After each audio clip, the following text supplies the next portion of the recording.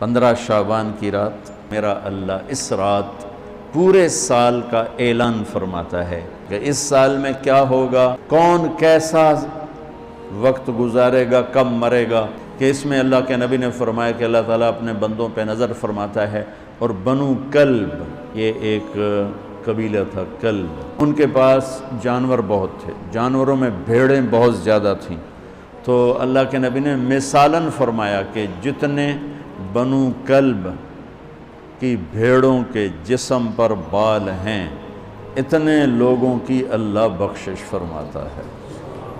تو آپ فرماتے تھے کہ میں روزہ رکھتا ہوں اس لیے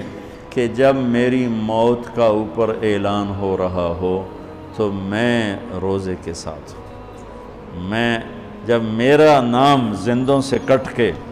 اور آگے جانے والوں میں لکھ دیا جائے تو پھر میں روزے کی حالت میں ہوں۔